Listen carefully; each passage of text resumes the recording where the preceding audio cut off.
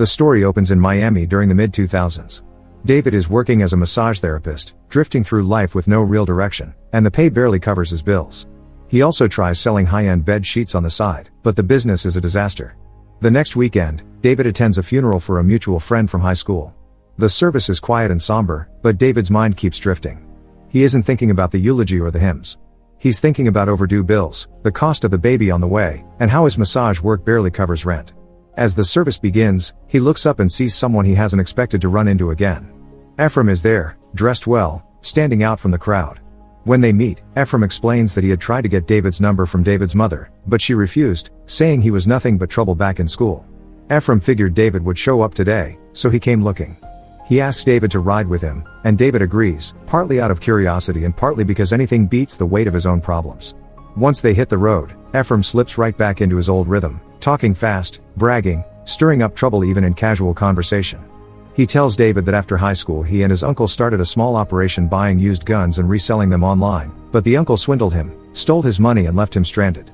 David talks about being a massage therapist and trying to sell bed sheets, but Efraim makes fun of him. Not to be cruel, but in that way he always did. When they stop so Efraim can buy something illegal, the dealer takes his money without handing him anything in return. Efraim storms back to the car, pops the trunk and pulls out an assault rifle. He fires into the air, sending the dealer scrambling. David can't believe what he's seeing. The boy he once knew has turned into someone confident and dangerous. Shaken, David goes home, is pregnant and glowing with excitement about the baby, listens as David explains that he ran into Efraim. He gives her a lighter version of the truth and tells her he's going to visit Ephraim's office the next day for lunch. The following day, David shows up at the office. He finds Efraim on a business call. The tone is sharp and professional, a complete contrast to the unhinged guy waving a rifle the day before.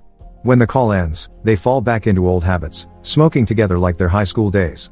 Then Efraim reveals how much he's been making in the arms business. He mentions $800,000 in a single week. David almost laughs, thinking he's exaggerating, until Efraim opens his computer and shows him the contracts. Page after page of firearms orders, all through legal government channels.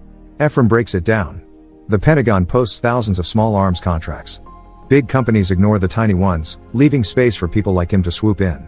David watches him navigate auctions, bids and suppliers like someone who has been doing it for years. For the first time, David sees a path out of his growing financial trap. The next day, David tells Efraim exactly how bad things are. The baby coming, the bills, and the stress. Efraim doesn't hesitate, and offers him a job, and David accepts without thinking twice. That day, David hides the truth from Iz, telling her that Efraim has government contacts and landed a deal to sell bed sheets to the military. He avoids mentioning guns or war because he knows how much she opposes anything violent. Weeks pass and Efraim teaches him about calibers, weights, ammunition types, and how to find overlooked contracts in the government's online system. David starts pulling in small deals for them. Their first investor appears soon after. Ralph, a Miami businessman with a chain of dry cleaners, only agrees because Efraim lied and says his company supplies weapons exclusively to Israel for self-defense. That night at a diner, David gets a call from a major firearms supplier. They want to work with them. David tells Efraim, and they nearly lose their minds at how big the opportunity is. A couple of months later, David and his attend an ultrasound appointment. The doctor tells them the baby is healthy. It should be a perfect moment, but David's phone rings. The contractor on the other end demands an update on the guns being delivered to Iraq. He warns David that if the weapons are coming from Italy, they will be stopped. Italy recently banned exports to Iraq. David hides his panic and assures him the shipment will arrive soon. When he tells Efraim, Efraim shrugs it off, saying they'll send the shipment through Jordan, since Jordan shares a border with Iraq, and smugglers run cargo through it every day. David hates the idea, since it's illegal, dangerous and stupid, but he trusts Efraim enough to follow along. A few nights later, things get worse. Efraim bursts in and asks to speak with David in private. He tells him that the Jordanians seize their guns. Before they can even plan, the military captain calls and demands an explanation. When David and Efraim try to frame it as a minor delay, the captain cuts them off and suspends the contract. Losing it means losing any future contracts as well. Iz walks in mid-conversation and overhears everything. She drags David into the bedroom and confronts him about the lies. Before they finish arguing, Efraim barges in and says they need to fly to Jordan immediately or their business is finished. Soon, David and Efraim fly to Jordan and meet with an illegal arms broker, then hand over money and pray he doesn't scam them. 3 days later, they're loaded into a van with weapons, heading toward Iraq themselves. They drive all night until they stop at an abandoned gas station, but the driver has disappeared. David looks around, only to find a corpse behind the counter. Before he can process it, armed men roll up. He and Efraim panic, dive into the truck and tear off into the desert. The pursuers stop only when a US military helicopter sweeps overhead. When they finally reach the green zone, the captain they spoke with on the phone actually congratulates them. They hand over the paperwork and the captain is impressed by their persistence. A soldier snaps photos of them celebrating the delivery. They're soon paid $2.8 million in cash and fly back home, where they buy matching Porsches. The company explodes, and they hire more staff. That day, they buy 2 apartments in the same building and start living like kings. One night, David finds a contract on the government site worth billions and immediately calls Efraim over.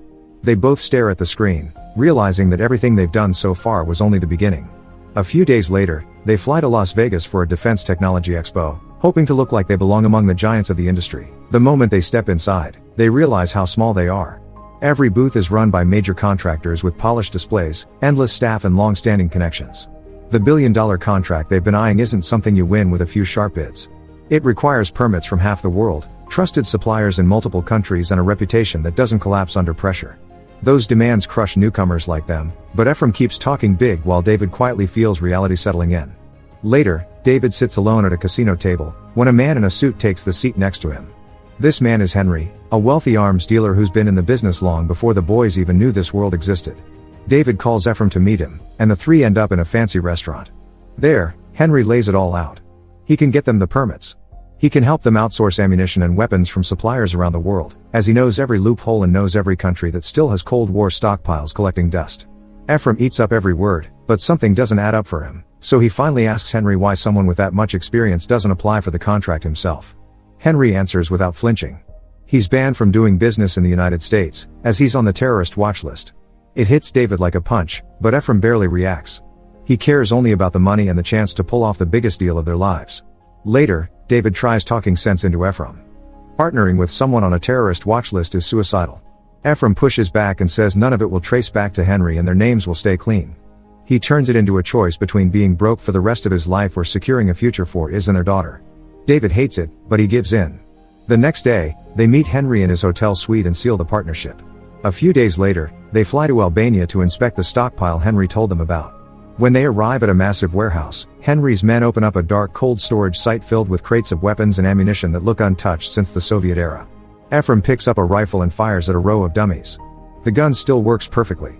David watches him, realizing how far they've drifted from anything normal. They head home to the States and put in their bid for the massive contract.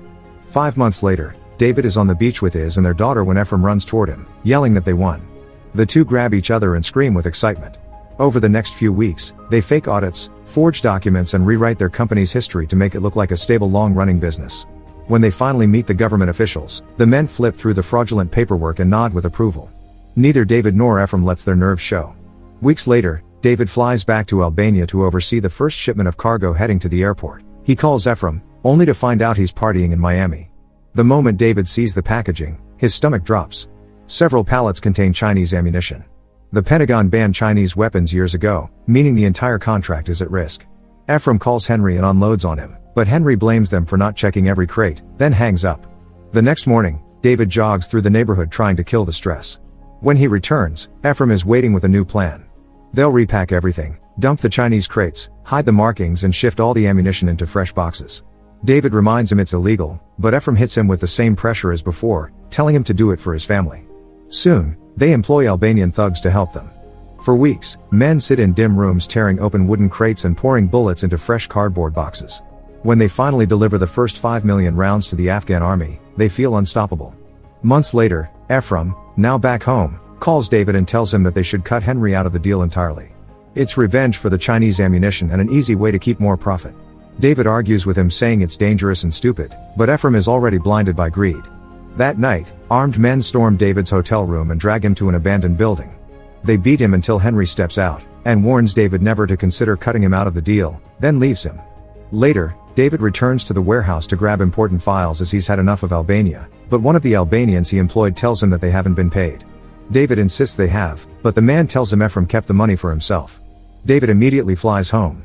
He storms into the office and confronts Efraim, demanding his cut and an exit from the business, but Efraim refuses. Furious, David smashes the office window and walks out. 3 months later, he's back to giving massages, trying to rebuild a normal life. One day, Ralph appears and begs him to meet with Efraim. David reluctantly agrees and they sit in a diner. Efraim apologizes and offers him a tiny settlement, $50,000 once a year for 4 years. David laughs in disbelief and turns it down. He reminds Efraim of everything he did, everything he forged and everything he risked. He threatens to expose him, but Efraim calmly replies that if he goes down, David goes down too, and leaves. A few days later, they run into each other in an elevator. Efraim asks if the New York Times called him about their illegal repackaging. They both realize someone leaked their story, and David punches him just as the elevator doors opens, only for the FBI to be there waiting. They arrest both of them on the spot, and the leak came from the Albanian who never got paid. Ralph also cooperated, wearing a recording device the day they met. Every word they said was on tape. David takes a plea deal and is sentenced to 7 months of house arrest, while Efraim gets 4 years in prison. When David's sentence ends, he goes back to being a massage therapist, earning money legally this time. One day he walks into a client's hotel suite and finds Henry waiting. Henry greets him calmly, apologizes for Albania and hands him a cut of the Afghan deal as gratitude for leaving his name out of the FBI testimony. Make sure to like, comment and subscribe for more notifications. Until next time. See you soon.